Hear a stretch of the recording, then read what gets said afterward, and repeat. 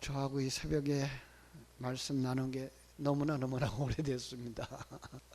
마태복음 22장 1절에서부터 22절 말씀까지 나누고는 우리가 이렇게 제가 부상을 당하는 바람에 만나지 못했는데, 다시 한번 우리 22장의 이야기를 훑어보고서 오늘 본문 들어가죠.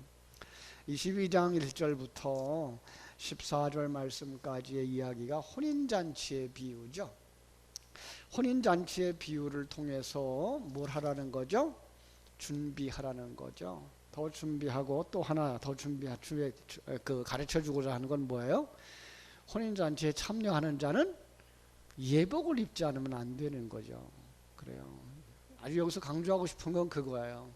이런 사람들은 안 왔고 저런 사람들은 안 왔고, 이런 사람들은 왔는데 그 중에 한 사람, 그죠? 예복을 입지 아니한 사람은 어떻게 됐다고요? 내 쫓겨서 바깥 어두운 데서 슬피 울며 이를 갈았다. 예. 그러니까 천국에 들어가는 사람의 가장 중요한 포인트는 뭐예요? 예복을 입은 사람이에요. 성경은 이 예복에 대한 이야기를 여러 부분으로 얘기를 하죠. 창세기에서는 무화과나무 잎으로 치마를 해 입은 사람 아담과 하와죠. 그래서 그거 벗겨버리고 뭐예요? 가죽옷을 지어 입혔죠. 그죠? 우리는 거기서 이것이 바로 예수 그리스도를 통한 구원이라는 의미를 깨달아 알면서 더 중요한 건 예수 그리스도의 의를 덧입은 자. 그래서 의로운 자와 불의한 자의 이야기를 나누면서 이 땅에 있는 모든 것들을 불의라고 정의하고 있는 성경을 볼 수 있어야 돼요. 하나님은 이 땅에 있는 모든 것들을 불의라고 정의하신다고요. 그래서 우리는 그것 가지고는 구원을 이룰 수가 없는 거죠. 그런데 거기에 의를 비춰주시는 분이 오셨는데 그분이 예수님이에요. 의가 뭐라 그랬죠? 창조주와 피조물 사이에서 자기의 역할을 충성스럽게 감당하는 자. 하나님은요, 자기의 역할을 언제나 변함없이 하고 계셔요. 그래서 의로우신 분이에요. 우리는요, 그걸 못했어요. 피조물로서의 역할을 잘 감당해야 되는데 그걸 못했어요. 그래서 불의한 자가 된 거죠. 불의한 자들은요, 그걸 갖다 죄인이라는 말로 바꿔 쓰고 있잖아요. 모든 사람이 죄를 범했다고 말하고 있고요. 결과는 뭐예요? 죄의 삭은 사망, 지옥에 가는 거죠. 그런데 예수님이 오셔서 우리를 품으시고, 그게 품었다는 말이 그 예수 그리스도의 의 안에 거하게 하셔서 예수님처럼 순종하는 피조물로서의 역할을 다 감당하게 하는 것, 그게 뭐예요? 의의 옷을 입은 자, 그리고 예복을 입은 자, 이렇게 표현되어지는 거죠. 그렇습니다. 하나님이 우리를 이 땅에서 만들고 싶은 것은 크게 성공하는 자 아니고, 이름 남길 자 아니고, 하나님이 우리를 만드실 자는 어떤 사람이에요? 순종하는 자. 그래서 그 순종의 가장 기본적인 단위를 가정 속에 주셨죠. 부모에게 순종하도록. 그죠? 부부에게 주셨죠. 남편에게 순종하도록. 그리고 권력자에게 주셨죠. 그래서 그 모든 상황 속에서 우리가 배워야 되는 게 뭐예요? 자기 부인과 순종. 자, 그렇게 살아가는 우리는 그러나 이 땅에서 아직도 완성되지 못한 새 사람으로 살아갈 수밖에 없다. 그래서 이 땅에 살아가는 날 동안 뭐 한다고요? 15절부터 22절에서 가이사의 것은 가이사에게, 하나님의 것은 하나님에게 드리는 삶을 산다. 그죠? 자, 하나님 영적 세계와 시간과 공간 세계의 삶, 어느 것이 더 중요하냐? 다 중요하다. 하나님의 사람으로 완성되어지는 과정이라 그래서 이 세상을 소홀히 여길 수는 없다. 이 세상에서는 이 세상 사람답게 살아야 되고, 이 세상에서 주신 하나님의 자녀로서의 역할이 있어서 그 역할을 하면서 살아야 되고, 그러나 그 속에서도 하나님의 자녀다움을 잃어버리지 않는 삶을 살아야 된다. 그죠? 그러면서 하나님 나라에 속한 사람은 어떤 사람이냐? 이게 오늘 본문이에요. 부활에 참여한 사람. 여러분, 부활이 뭡니까? 자, 많은 사람들이 그동안 세대주의적인 성경 해석이나 신학을 가지고 공부했기 때문에 오해를 하고 있었죠. 거듭남에 대하여서 그 거듭남 자체를 부활이라고 여겨본 적이 없었고요. 부활 그러면 우리가 그냥 모두 다 죽었다가 얼마의 시간이 지나서 그 세대주의 신학자들이 말하는 것처럼, 그죠? 예수님이 공중에 재림하실 때 우리는 다 살아나는 그것을 부활이라고 여겼던 거예요. 그동안은 어디가 있을까요? 예. 그래서 나온 것이 이 천주교의 연옥설인 거죠. 아직 우리가 미완성된 채로 죽었기 때문에 거기서 고난과 연단을 받고 나면 그때 가서 회복되어지고 부활할 수 있을 거야. 그래서 거기서 이제 나온 게가 속죄권을 팔았던 거죠. 그분들이, 그 어른들이, 너희 조상이 빨리 나오려면 헌금을 하면 된다고. 그래서 자식들이 부모를 위한 헌금을 하도록 만들었던 거죠. 오해들이에요. 그 얘기를 지금 여기도 오해를 지금 풀어서 가고 있는데, 여러분 이것도 글자 그대로만 보시면 해석할 수 없는 부분이 많아요. 한번 볼까요? 부활이 없다 하는 사두개인들, 그죠? 예. 그 당시 사두개인들은요, 많은 사람들이 아니었어요. 그런데 그들은 굉장한 부족들이에요. 그 부유한 사람들이었고요. 지배계급에 속한 사람들이었어요. 제사상 대부분이 이 사두개인들이었기 때문에요. 그런데 그들은 일찍이 헬라 사상을 받아들여서 모세오경은 인정했지만 다른 구전이나 다른 문서들, 다른 성경들을 바라다 보지도 않았어요. 물질만이 유일한 실체라고 믿었어요. 마치 요즘 시대의 유물론주의자들처럼 변해버린 거죠. 그래서 만약 부활이 있다면 그것은 이 땅에서의 생존의 조건들과 그대로 유지되어지는 그 현상은 불합리하고 모순되다라고 생각했기 때문에 그들은 동의하지 않았죠. 예. 당시에 유대인들은 죽음 이후의 일에 대해서는요, 아주 다양한 견해를 가지고 살았다 그래요. 대부분 경건한 자들은 사람이 죽으면 최후의 부활까지는 어디에? 음부에 들어가 있을 거다라고 생각을 했고요. 그 음부에서는 그림자처럼 미약한 존재로 있게 된다고 믿었죠. 오늘날 우리들도 그러는 사람들이 있는 거죠. 사두개인들은 사람은 죽음과 더불어서 영혼과 육체가 다 없어진다고 주장을 했던 사람들이에요. 이들이 지금 예수님께 와서 시비를 거는 거예요. 그들은 영혼의 존재, 부활의 교리가 모세오경에 나오지 않는다고 생각을 했던 거예요.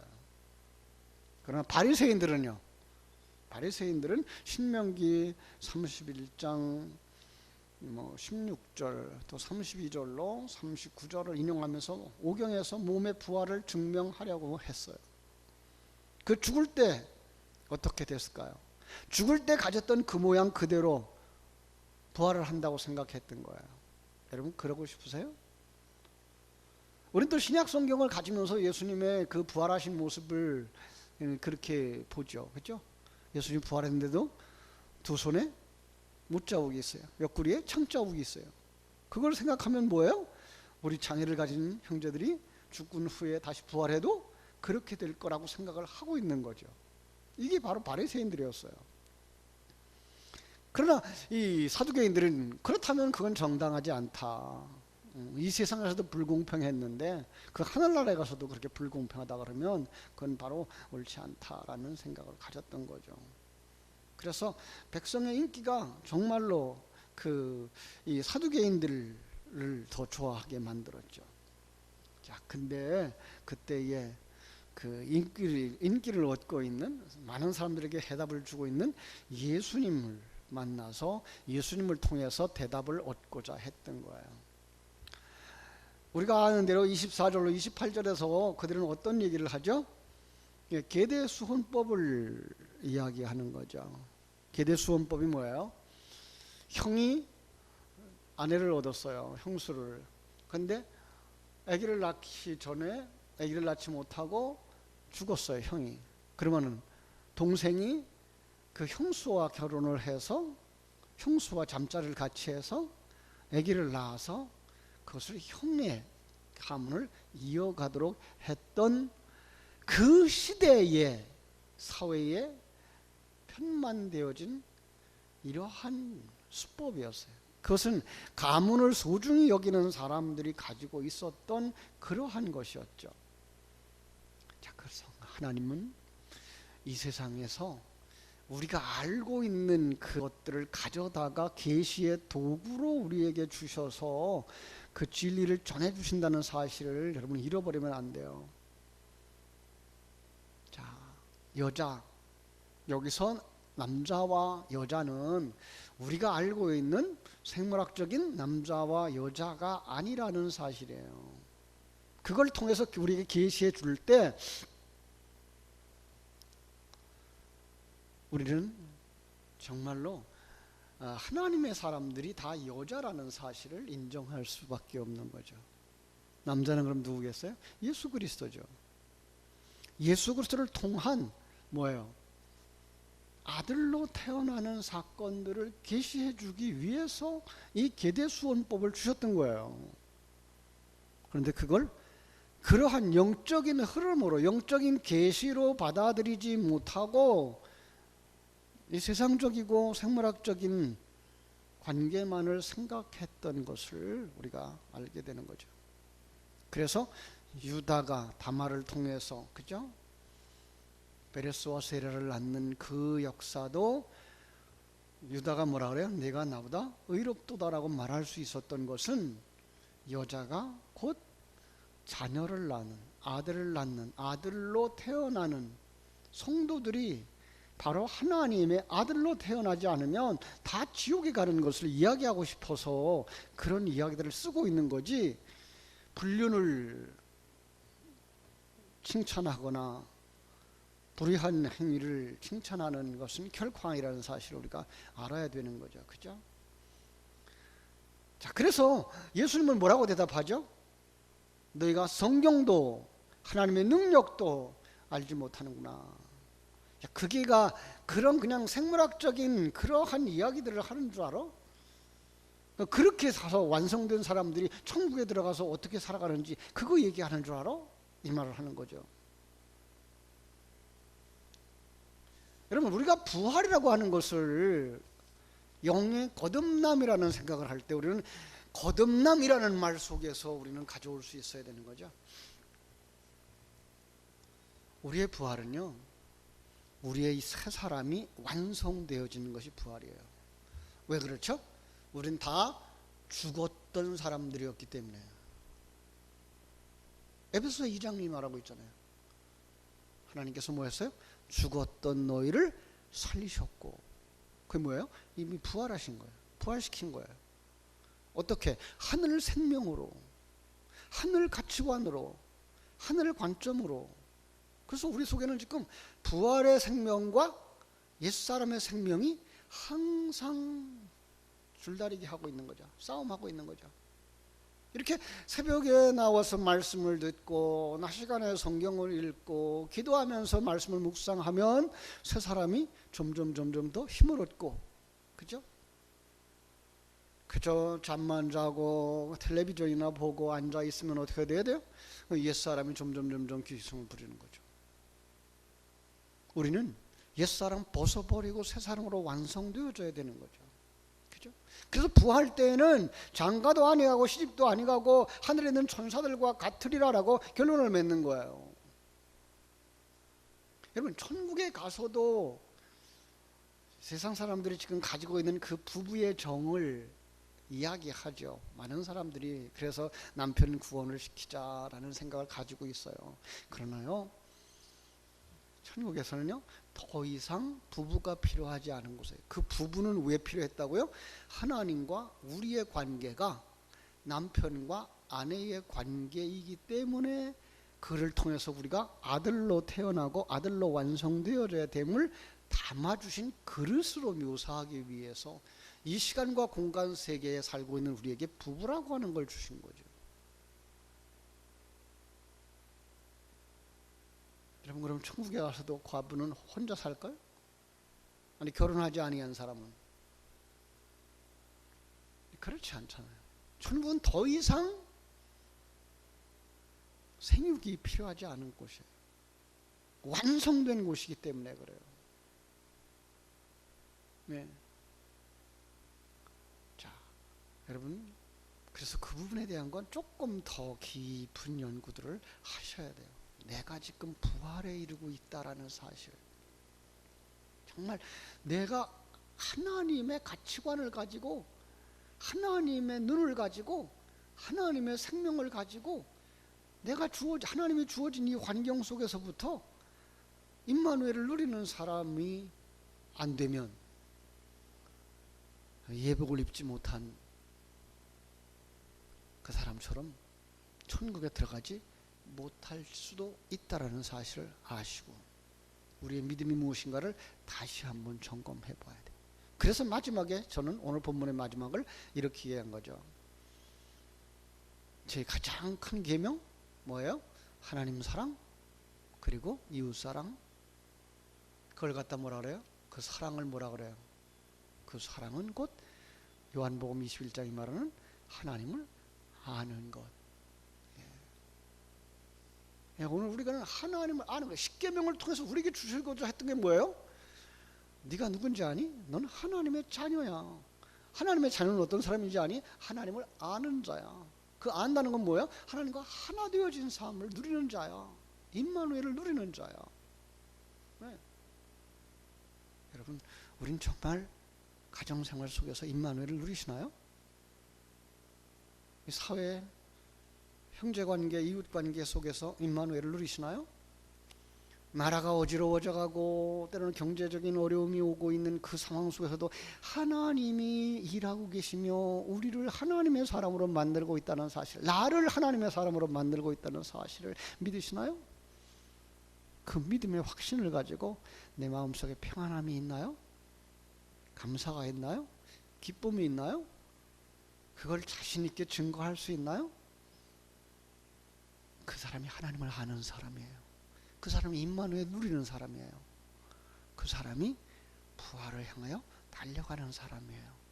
여러분 모두 다 그 풍성함을 누리고, 그래서 사자굴에 던져져도, 그죠? 풀무불 속에 던져져도, 카타콤스에 던져져도, 감옥에 던져져도 그 속에서 뭐 할 수 있는 사람들? 찬송할 수 있는 사람들. 왜? 하나님은 살아계시고 이 환경 속에도 하나님은 나와 함께 계시고 나를 만드셔서 이 세상에서 우리를 영원히 살게 하시는 하나님이 아니라 천국으로 인도하시는 나의 아버지, 나의 신랑 되시는 분이 있는 것을 믿기 때문에 그 믿음을 가지고 오늘도 혼란스럽지만 마음의 평안함을 누릴 수 있는 삶, 감사할 수 있는 삶, 하나님께 영광 돌리고 찬송할 수 있는 하루 되어지기를 주님의 이름으로 축원합니다. 기도하겠습니다. 아버지 우리 하나님, 크신 은혜와 사랑을 감사하고 감사합니다. 우리는 정말 하늘 생명을 가지고 두 세계를 살아가는 사람들입니다. 이 세상에서도 살아야 되고 이 세상 속에서 하나님의 나라를 누리면서 살아가야 됩니다. 아버지, 그 속에서 우리가 무엇이 죽는 것이며 무엇이 부활하는 것인가를 다시 한번 깊이 알 수 있는 사람 되게 하여 주시고, 정말 하나님을 깊이 알아가는 사람들, 그리고 그 하나님을 아는 것으로 평강을 누리며 감사하며 기뻐하며 행복해할 수 있는 사람들, 그래서 행복해서 자녀들에게 이 길 너희들도 가야지라고 권할 수 있는 사람들, 이웃을 향하여서, 친구를 향하여서, 형제를 향하여서 함께 가자, 이것이 진정한 행복이야, 이것이 진정한 평안이야 라고 말할 수 있는 증인들이 되도록 먼저 우리 속에 임마누엘을 누리는 누림이 있게 하여 주시옵소서. 이 새벽을 깨우는 모든 성도들에게 성령의 갑절의 영감을 허락하여 주셔서 이 믿음, 이 은혜 누리면서 살아갈 수 있게 하여 주시옵소서. 예수님의 이름으로 기도하옵나이다. 아멘.